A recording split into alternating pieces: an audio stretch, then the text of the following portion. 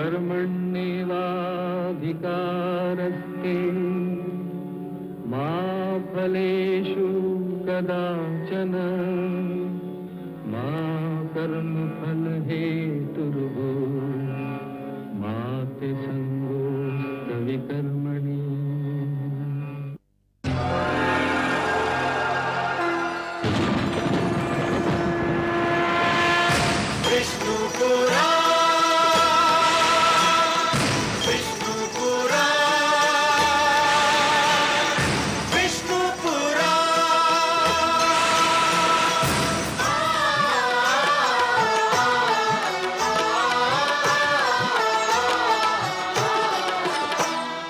जीव ज्ञान ब्रह्म ज्ञान अथ श्री विष्णु पुराण। जीव ज्ञान ब्रह्म ज्ञान अथ श्री विष्णु पुराण। ओम की कथा महान, ओम की कथा महान। जय श्री विष्णु पुराण, विष्णु पुराण, विष्णु पुराण, विष्णु पुराण।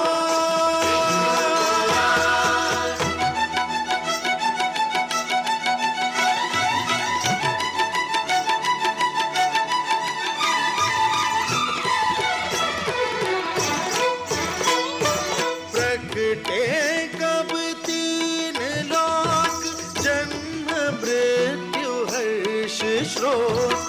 जन्म मृत्यु हर्ष शोक। पृथ्वी जल वायु गगन, प्रकटी कब ज्योत अगन। प्रकटी कब ज्योत अगन। इस पुराण में है निहित, इस पुराण में है निहित जप तप और योग ध्यान। विष्णु पुराण, विष्णु पुराण, विष्णु पुराण। मैं माँ हूं, धरती माँ। जीने के कुछ नियम होते हैं, कुछ सिद्धांत होते हैं जिनका पालन करना मानव का कर्तव्य है। इन्हीं में से एक सिद्धांत यह है कि पूर्वजों के दिए हुए संस्कार को नई पीढ़ियां केवल इसलिए ना तोड़ें कि ये संस्कार पुराने हैं। इन संस्कारों में से एक संस्कार यह है कि पिता परिवार का स्वामी होता है। परिवार का पालन पोषण करके वो भगवान विष्णु का धर्म निभाता है। परिवार के दुख सुख का ध्यान रखना उसका परम कर्तव्य है। महाराज उत्तानपाद से इसी धर्म को निभाने में चूक हो गई। परिणाम स्वरूप उनके पुत्र को वो कष्ट झेलना पड़ रहा है जिसे देखकर मेरा मन भर आया है और माता लक्ष्मी उदास दिखाई पड़ती हैं। यह सोचकर तो दुख और भी बढ़ जाता है कि ध्रुव के कष्ट की श्रृंखला न जाने कब समाप्त होगी। ओम नमो भगवते वासुदेवाय, ओम नमो भगवते वासुदेवाय, ओम नमो भगवते वासुदेवाय, ओम नमो भगवते वासुदेवाय, ओम नमो भगवते वासुदेवाय, ओम नमो भगवते वासुदेवाय।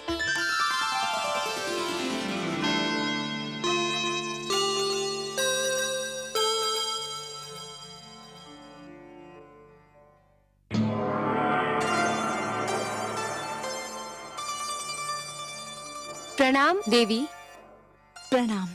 हमारे अहोभाग्य कि विष्णु भार्या ने शिवलोक में पधारकर उसे पावन कर दिया। विराजिए। लेकिन देवी, यदि आप मेरे पति भोलेनाथ के दर्शन के लिए पधारी हैं, तो वो इस समय काशी में विराजमान है। मैं आपसे मिलने आई हूँ। तब तो मैं अपने भाग्य पर जितना गर्व करूं उतना कम है देवी। मेरी समझ में नहीं आता मैं इतने महान अतिथि का सत्कार किस प्रकार करूं। ये तो आपकी महानता है जो मुझे इतना सम्मान दे रही हैं। किंतु सत्य तो ये है कि आज मैं शिवलोक में अतिथि नहीं, याचक बनकर आई हूँ। एक विनती लेकर उपस्थित हुई हूँ। विनती? कैसी बातें कर रही हैं देवी? आदेश दीजिए, आज्ञा दीजिए। संपूर्ण संसार जानता है शिव के हृदय में विष्णु वास करते हैं। परंतु देवी, आपको चिंताग्रस्त देखकर मुझे आश्चर्य हो रहा है। मन में चिंता बैठी हो तो मुख दर्पण में उसकी छाया आ ही जाती है। जब कोई माँ अपने पुत्र के लिए चिंता करती है तब वो छिपाई नहीं छिपती। माँ, पुत्र? मैं कुछ समझी नहीं देवी। आप किस माँ और किस पुत्र की बात कर रही हैं? मैं अपने पुत्र की बात कर रही हूँ शिव भार्या। आपका पुत्र? ये कैसी पहेली बुझा रही हैं देवी? कोई पहेली नहीं है देवी। आप तो जानती हैं ना, मानव लोक के एक छोटे से बालक ध्रुव ने भगवान विष्णु से मिलने की ठान ली है और इसके लिए वो कोई भी कष्ट उठाने के लिए तैयार हो गया है। जानती हूँ देवी, लेकिन वो आपका पुत्र तो नहीं है। अवश्य नहीं है, पर मैं उसे अपना पुत्र मान चुकी हूँ। उसने भी मुझे माँ कहा है। देवी, यदि मेरे योग्य कोई सेवा हो तो आपकी आज्ञा सिर माथे पर। आदेश दीजिए। नन्हा ध्रुव घने वन में घोर तपस्या कर रहा है। उस वन में भयानक पशु हैं। मुझे भय है मेरे ध्रुव पे कोई संकट ना आ जाए। देवी, वनराज आपके वाहन हैं, उन पर आपका अधिकार है। मेरे ध्रुव पे कोई संकट ना आए, यही प्रार्थना लेकर मैं आपके पास आई हूँ। बस इतनी सी बात देवी। यदि इसी चिंता ने आपको पीड़ित कर रखा है तो इसे अपने मन से निकाल फेंकिए। मैं आपको आश्वासन देती हूँ कि वत्स ध्रुव पर आंच भी नहीं आने दूंगी। आप कितनी महान हैं। त्रिलोक के सबसे बड़े दानी की आप हृदय स्वामिनी हैं। आपका हृदय इतना विशाल है कि जो भी आपसे सहायता मांगने आता है उसे आप निराश नहीं करती। अब मुझे विश्वास हो गया है कि मेरे ध्रुव का अमंगल नहीं होगा। आपकी जय हो देवी पार्वती, जय हो।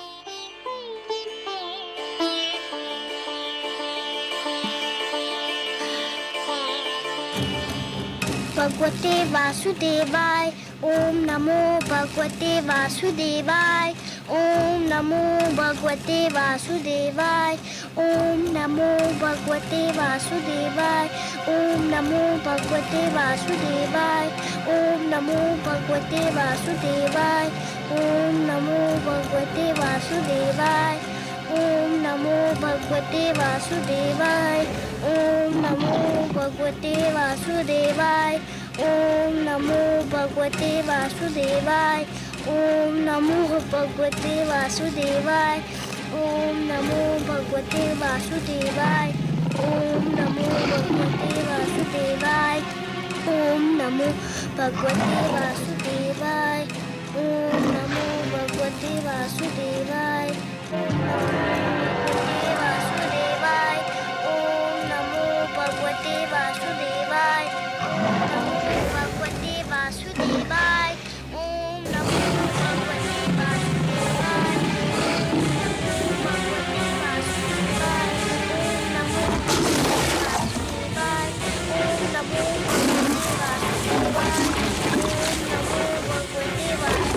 वासुदेवाय। ओम नमो वासुदेवाय। ओम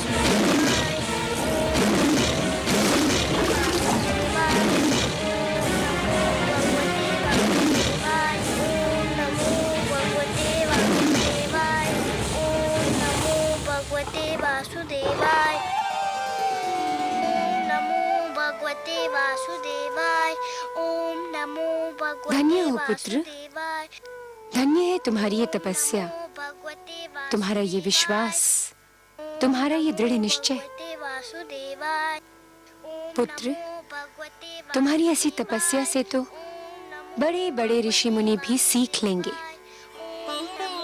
तुम्हारा सदैव कल्याण हो, यही मेरा आशीर्वाद है। नमो भगवते वासुदेवाय। ओम नमो भगवते तुम्हें सदैव सफलता मिले पुत्र, ओम नमो यही मेरी कामना है। वासुदेवाय। ओम नमो सिंहराज, तुम यहीं ठहरोगे। पुत्र ध्रुव पर कोई संकट ना आने पाए। नमो भगवते वासुदेवाय। ओम नमो भगवते वासुदेवाय। नमो भगवते वासुदेवाय।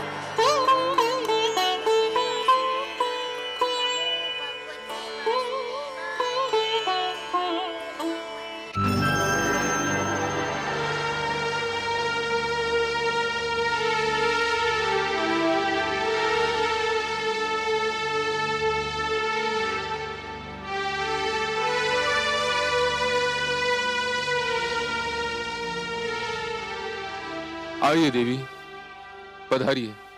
कहिए कैसा रहा आपका ध्रुव अभियान? आपकी कृपा से भोलेनाथ, ध्रुव को कोई हानि नहीं पहुंची। वो बाल बाल बच गया। मैं सही समय पर वहां पहुंच गई थी। परंतु देव, मेरे आश्चर्य की सीमा ही नहीं रही ये देखकर कि बालक ध्रुव ने इतना सब कुछ हो जाने के पश्चात भी आंख तक नहीं खोली, जैसे कि उसे ज्ञान ही न हो कि वो किन संकटों में घिरा हुआ है। वातावरण से अनजान वो बालक आंखें मूंदे दृढ़ संकल्प के साथ मंत्र जाप करता रहा। इसमें आश्चर्य की क्या बात है देवी? ध्रुव का तो अर्थ ही होता है अटल और दृढ़ निश्चय। जो अटल है वो ध्रुव है, जिसे कोई अपने स्थान से डिगा नहीं सकता, वही ध्रुव है। कितने भाग्यशाली होंगे वो माता पिता देव जिनका वो पुत्र है। देवी, भाग्य की परिभाषा सभी अपने अपने ढंग से और अपनी अपनी स्थिति के अनुसार करते हैं। बालक ध्रुव के माता पिता अवश्य भाग्यशाली हैं, किंतु यह सत्य अभी तक उन पर विदित नहीं हुआ है। वे स्वयं को इसलिए अभागे समझ रहे हैं क्योंकि उनका पुत्र उनकी आंखों का तारा उनकी आंखों से ओझल हो गया है। तनिक देखिए तो क्या दशा हो रही है उन बेचारों की।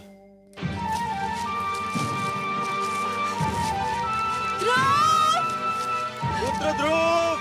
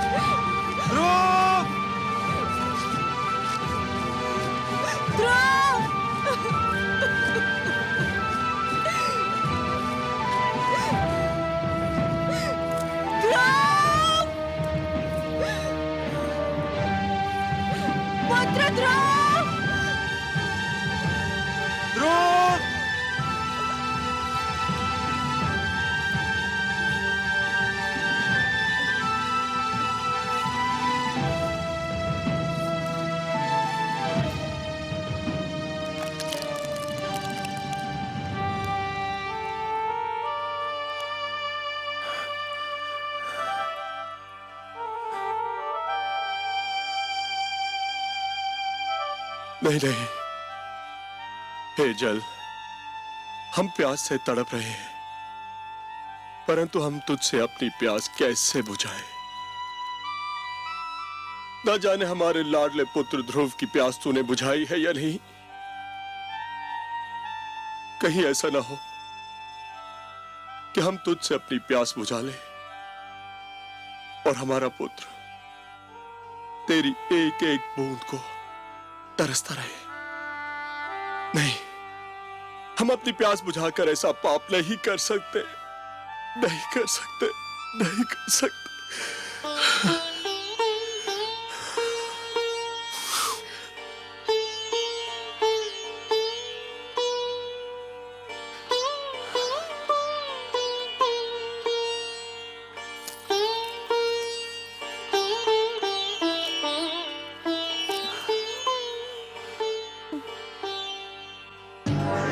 नारायण नारायण। देव ऋषि, आप महारानी सुनीति, लगता है हमारे भाग्य जाग गए।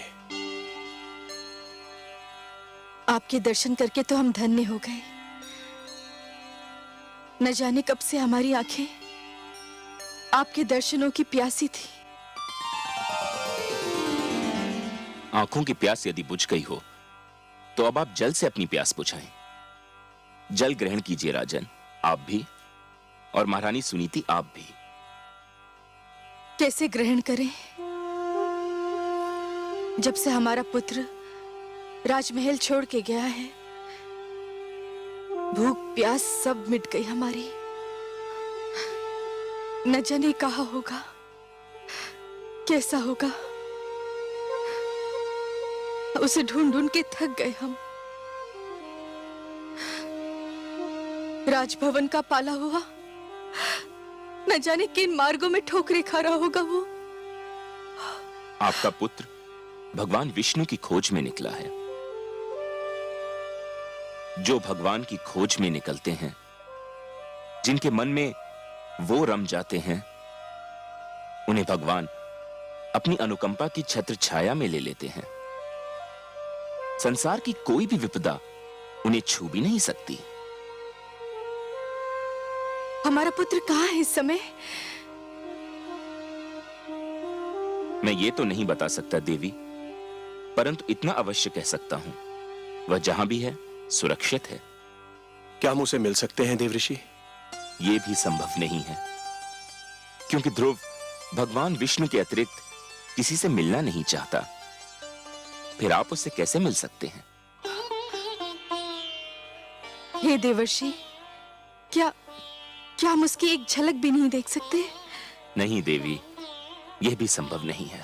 क्यों संभव नहीं? इसलिए क्योंकि उसे स्वयं भगवान विष्णु की एक झलक देखने की धुन है, इसलिए आप उसे देख न पाएंगी। मेरा परामर्श मानेंगे राजन? आज्ञा दे प्रभु। आप अपनी राजधानी लौट जाइए। यह संभव नहीं है देवऋषि। मैं प्रण कर कर निकला था कि लौटूंगा तो ध्रुव को साथ लेकर, नहीं तो मैं भी नहीं लौटूंगा। नारायण नारायण। महाराज उत्तानपाद, आप भी विचित्र प्राणी हैं। क्यों प्रभु? आपने तो मानो ठान ली हो कि जीवन भर वही करेंगे जो दूसरों के लिए कष्टदायक हो। ये आप क्या कह रहे हैं प्रभु? मैंने तो कभी किसी को कोई कष्ट नहीं पहुंचाया। किसको नहीं पहुंचाया? कौन सा धर्म निभाया आपने जिससे दूसरों को सुख मिले? मैं आपका कटाक्ष समझा नहीं प्रभु। कटाक्ष नहीं, ये सत्य है राजन। सबसे पहले आप पति धर्म भूले। आपने सुंदरता में अधिक रुचि ली, नीति को महत्व नहीं दिया। सुंदर सुरुचि को पाकर आप सुशील सुनीति को भूल गए। आपने पिता का भी धर्म नहीं निभाया। इसलिए आज आपके जिस पुत्र को आपके स्नेह की छांव में होना था, वह इस झुलसाती धूप में भटक रहा है, और अब अपनी प्रजा को कष्ट देकर आप एक राजा के धर्म से भी विमुख होना चाह रहे हैं। परंतु प्रभु, मैंने प्रजा को तो कोई कष्ट नहीं दिया है। कैसे नहीं दिया? राजकाज की बागडोर और अपनी प्रजा के हित को एक स्वार्थी नारी की दया पर छोड़कर आप समझते हैं कि आपने अपनी प्रजा को बहुत सुख दिया है। जो राजा अपने परिवार की समस्या में पड़कर अपनी प्रजा के हित को भूल जाए, उसे राजा कहलाने का कोई अधिकार नहीं है। एक सुंदर नारी की सुंदरता में आप ऐसा फंसकर भटके कि धर्म का मार्ग ही भूल गए। राजन, जब एक व्यक्ति भटकता है तो केवल वही व्यक्ति भटकता है, किंतु जब एक राजा भटकता है तो पूरा देश भटक जाता है, राष्ट्र भटक जाता है। आप सत्य कहते हैं प्रभु, परंतु मेरे लिए अपने पुत्र को भूल पाना संभव नहीं। मैं राजा अवश्य हूं, पर पिता भी तो हूं। यही तो वो सत्य है राजन, जो एक साधारण व्यक्ति से राजा की और एक राजा से साधारण व्यक्ति की पहचान अलग करता है। एक साधारण व्यक्ति के लिए उसका परिवार ही उसका संसार है, किंतु एक राजा के लिए उसकी प्रजा ही उसका परिवार है, और आप अपने परिवार को भूल गए हैं। अब भी समय है राजन, अपनी भूल का प्रायश्चित कर लीजिए, घर लौट जाइए।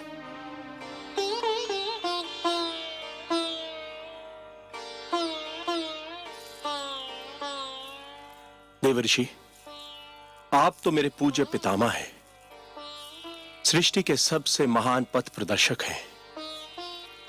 आपने तो सदैव ही भटकों को मार्ग दिखाया है। आपने मुझे भी धर्म का मार्ग दिखाया है। मुझे मेरी भूल बताकर आपने बड़ा उपकार किया है। प्रणाम है आपको, बारंबार प्रणाम है। आपकी आज्ञा शरोधार्य करके मैं अपने परिवार, अपनी प्रजा के पास वापस लौटता हूं।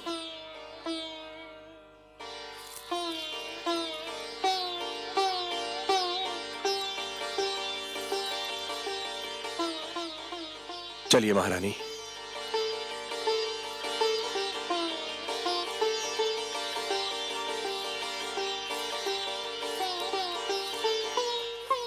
चलो, माता पिता को तो सद्बुद्धि मिल गई, अब देखें ध्रुव की स्थिति क्या है। नारायण नारायण। ओम नमो भगवते वासुदेवाय। ओम नमो भगवते वासुदेवाय। ओम नमो भगवते वासुदेवाय। ओम नमो भगवते वासुदेवाय। ओम नमो भगवते वासुदेवाय। ओम नमो भगवते वासुदेवाय। ओम नमो भगवते वासुदेवाय। ओम नमो भगवते वासुदेवाय। ओम नमो भगवते वासुदेवाय। ओम नमो भगवते वासुदेवाय। ओम नमो भगवते वासुदेवाय। ओम नमो भगवते वासुदेवाय। ओम नमो भगवते नारायण वासुदेवाय। नारायण। गुरुदेव, भगवान विष्णु अब तक नहीं आए। आपने तो कहा था कि इस मंत्र का जाप करोगे तो भगवान विष्णु अवश्य आ जाएंगे। वे तो अब तक नहीं आए। पुत्र, इतना सरल समझ लिया है भगवान विष्णु का इस धरती पर आना? बड़े बड़े ऋषि मुनियों ने तो अपना सारा जीवन इसी तपस्या में लगा दिया, किंतु कुछ ही के भाग्य में भगवान विष्णु के दर्शन लिखे थे। तुम्हारी तपस्या तो अभी प्रारंभ हुई है। मुझे और कितनी तपस्या करनी होगी उनके दर्शन पाने के लिए? वत्स, फल अपने निर्धारित समय पर ही पकता है। कली भी निर्धारित समय पर ही फूल बनती है। सूर्य, चंद्रमा, प्रभात, संध्या, ये सब एक क्रम चक्र से बंधे हैं। इनका उदय होना, अस्त होना, आना जाना, ये सब निर्धारित समय से ही होता है।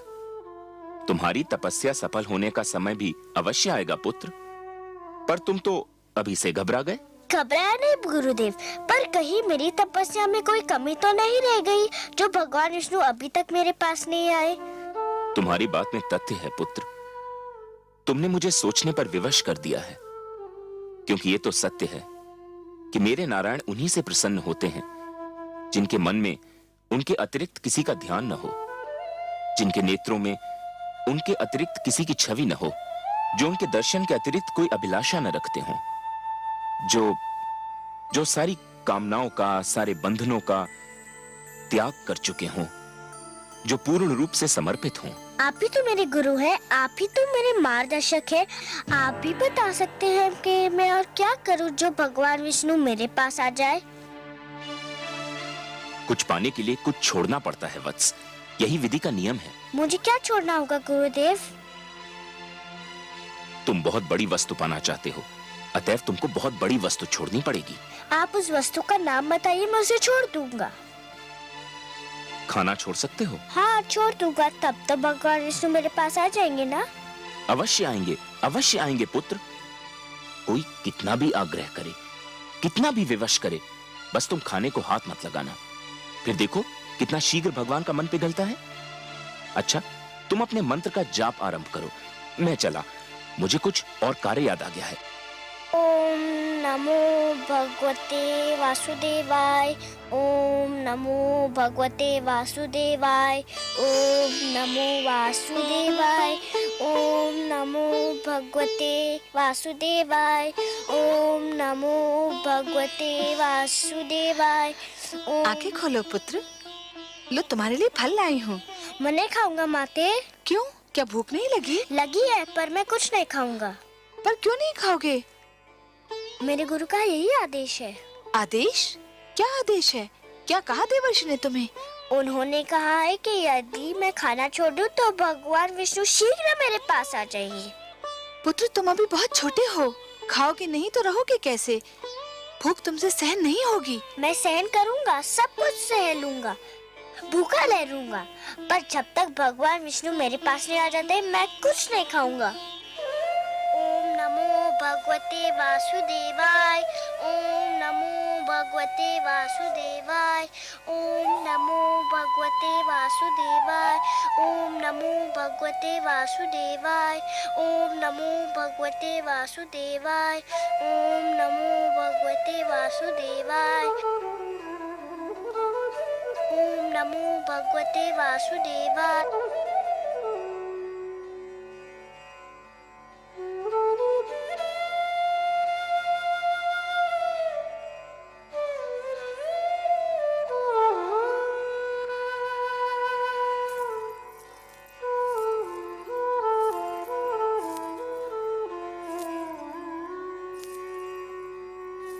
आपका मुख आपके मन का दर्पण है देवी। मन में चिंता हो तो उसकी छाया आपके मुख पर कहीं दूर से दिखाई देने लगती है। और आज तो आप सिर से पांव तक चिंता की मूर्ति बनी हुई हैं। सब कुशल तो है?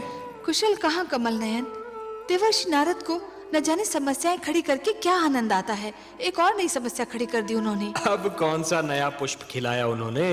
पहले तो उसे वन में तपस्या करने के लिए छोड़ दिया। मुझे यही चिंता क्या कम थी कि वन के पशुओं से उसकी रक्षा कैसे होगी। और अब उन्होंने ध्रुव को आदेश दिया है कि आहार भी त्याग दे। देवर्षि ध्रुव के गुरु हैं। गुरु की आज्ञा का पालन करना शिष्य का कर्तव्य होता है। गुरु तो भगवान से भी बड़ा होता है। इसका अर्थ ये हुआ कि आप भी देवर्षि से सहमत हैं? वो तो नन्हा सा बालक है, तनिक सोचिए तो, आहार त्यागने से उसकी क्या दशा हो जाएगी। क्षमा कीजिए प्रभु, संभवतः आपको भी उसकी पीड़ा पर दया नहीं आ रही।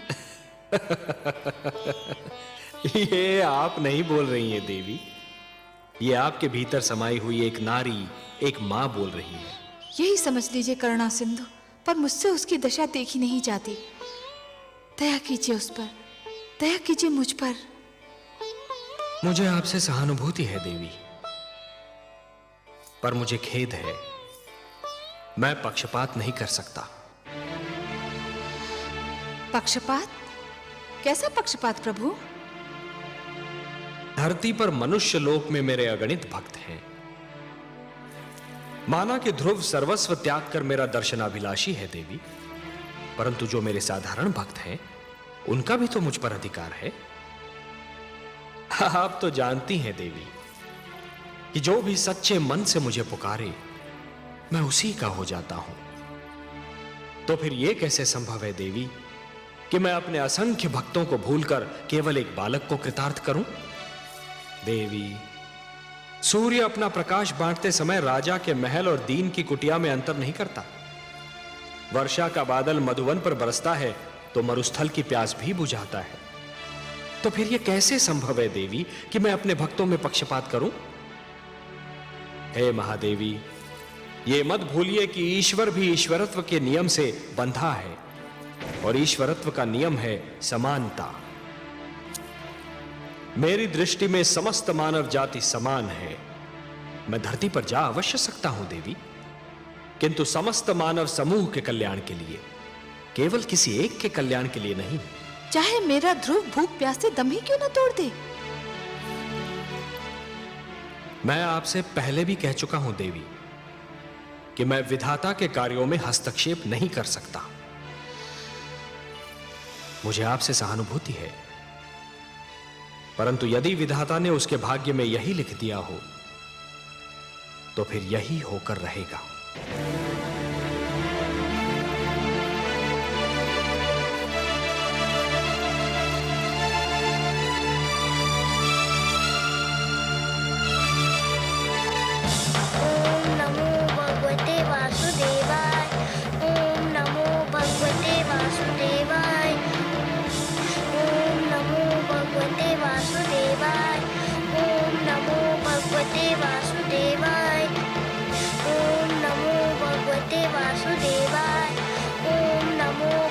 भगवते वासुदेवाय। ओम नमो भगवते वासुदेवाय। ओम नमो भगवते वासुदेवाय। ओम नमो भगवते वासुदेवाय। ओम नमो भगवते वासुदेवाय। ओम नमो भगवते वासुदेवाय। ओम नमो भगवते वासुदेवाय। ओम नमो भगवते वासुदेवाय। ओम नमो भगवते वासुदेवाय। ओम नमो भगवते वासुदेवाय। ओम नमो भगवते वासुदेवाय। गंधर्व मलय केतु, ये नन्हा सा बालक अकेले इस भयानक वन में क्या कर रहा है? देखते नहीं गंधर्व राज चित्ररथ भगवान विष्णु के मंत्र का जाप कर रहा है। ये बालक अवश्य ही उनका मन जीतने का प्रयत्न कर रहा है।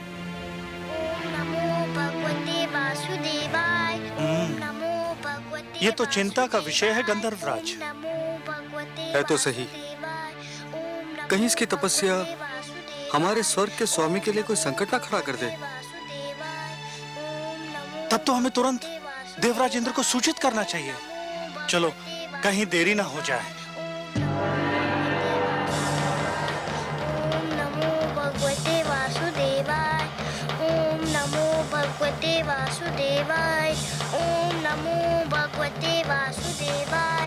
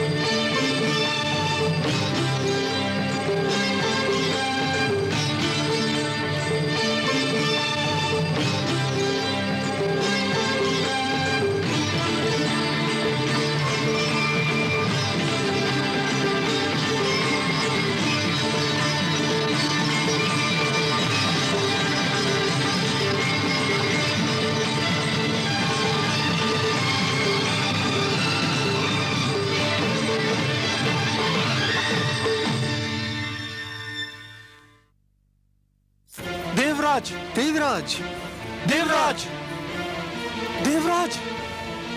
क्या बात है गंधर्वराज चित्ररथ? क्या हुआ गंधर्व मलय केतु? तुम दोनों इतने घबराए हुए क्यों लग रहे हो? क्या कहीं कोई अनर्थ हो गया? अनर्थ हुआ तो नहीं देवराज, पर हो अवश्य सकता है। स्वर्ग पर संकट की छाया है। क्या कह रहे हो? तुम तो लगता है अपना मस्तिष्क ही खो बैठे हो। तुम बताओ मलय केतु, क्या बात है? हम दोनों एक वन से जा रहे थे कि हमें एक छोटा सा बालक भगवान विष्णु की तपस्या में मग्न दिखाई दिया। तो क्या हुआ? उसके सामने फलों से भरी थाली रखी हुई थी। सारे फल सूख चुके थे। इसका अर्थ यह हुआ कि उसने आहार भी त्याग दिया है। बड़ी कठिन तपस्या लग रही थी उसकी। एक बालक क्या और उसकी तपस्या क्या गंधर्वराज? हमें इससे क्या भय? हमारे मन में उसे तपस्या करते देखकर ये भय समा गया कि कहीं वो भगवान विष्णु से इंद्रासन ना मांग ले। मेरा आसन? ये क्या कह रहे हो? गंधर्व मलय केतु सत्य कह रहे हैं देवराज। धरती लोक के वासियों की दृष्टि सदैव इंद्रासन पर लगी रहती है। इंद्रासन इतना महान है कि हर कोई उसे लेना चाहता है। स्वर्ग को कौन नहीं जीतना चाहता देवराज? तुम दोनों ने तो मुझे चिंता में डाल दिया। नारायण नारायण।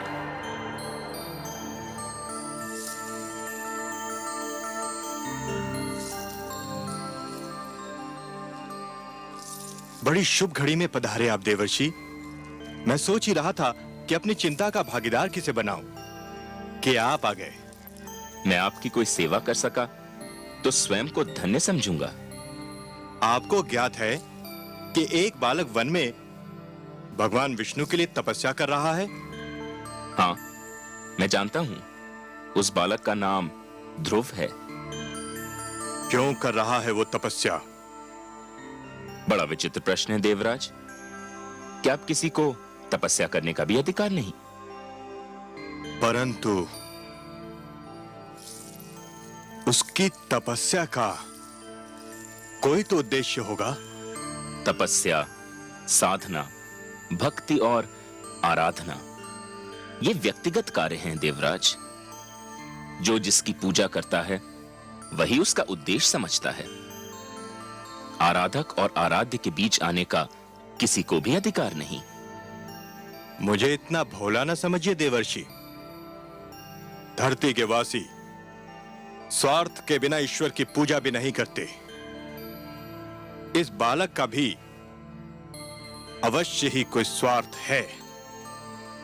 मानता हूं देवराज, आप सत्य कह रहे हैं,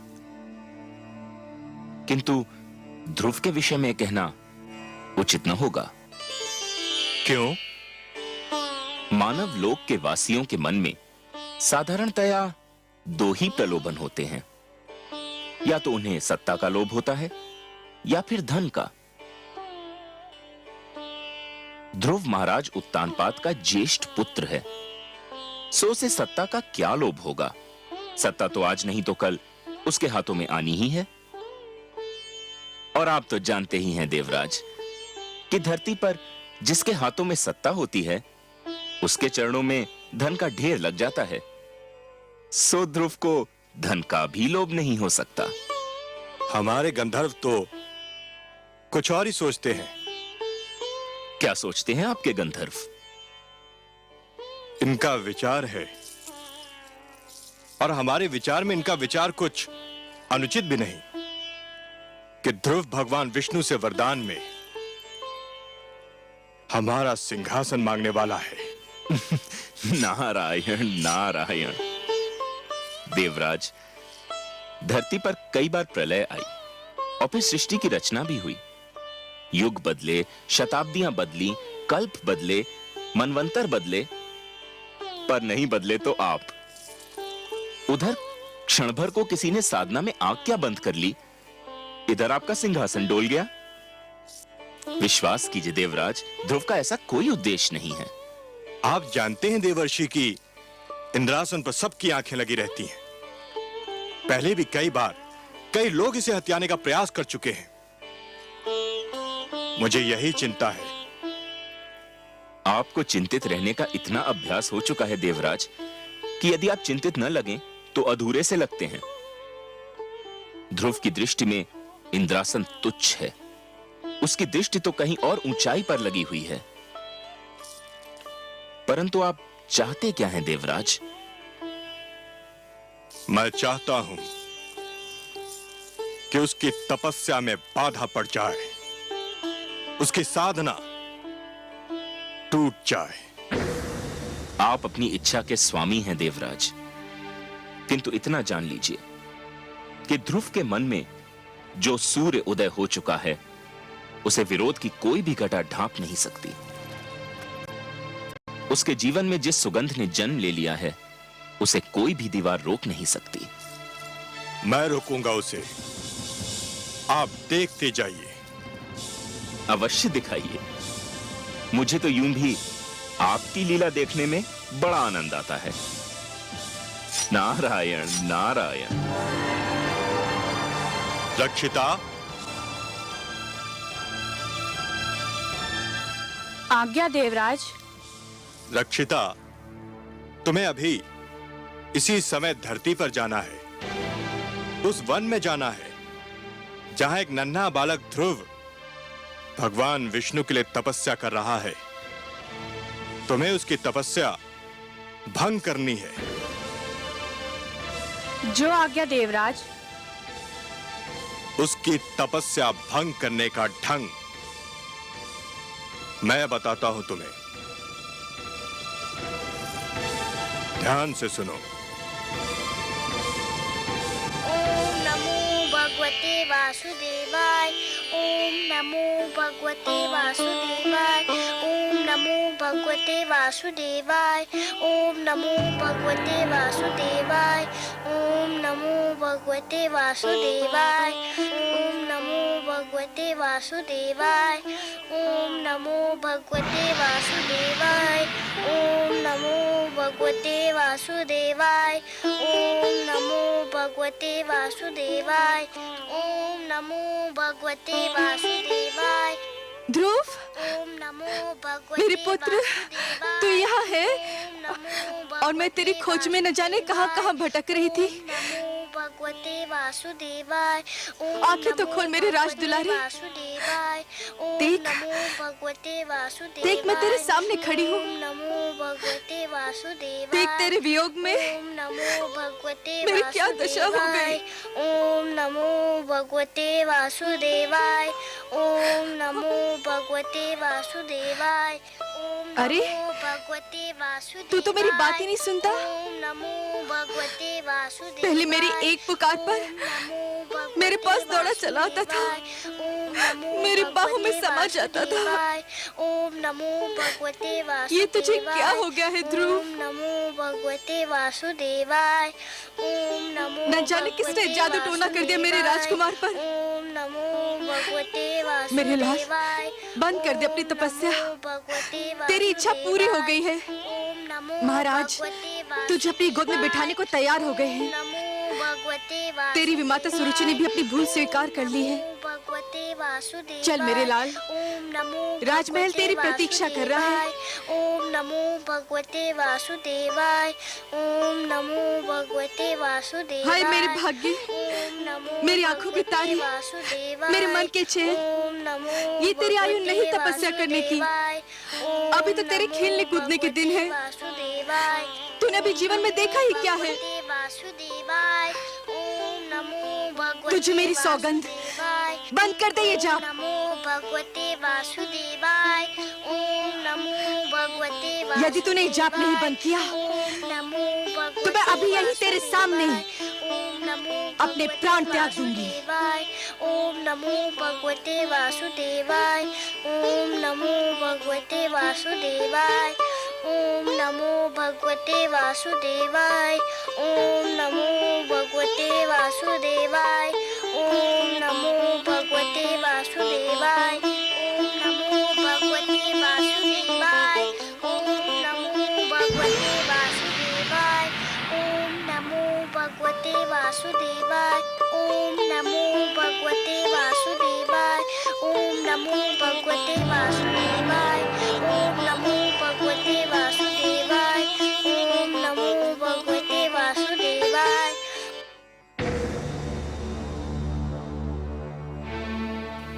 तुमने खाना छोड़ दिया है।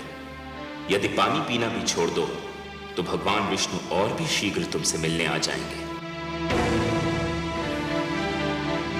ओम नमो भगवते वासुदेवाय। ओम नमो भगवते वासुदेवाय।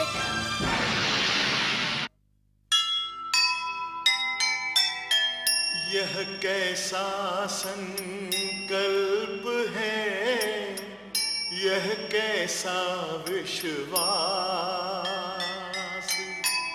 सब संकट सहती गई, प्रभु दर्शन की आस। देवलोक में मच गया भीषण हाहाकार। डिगा नहीं ध्रुव का हृदय, देव गए सब हार, देव गए सब हार। नुपुर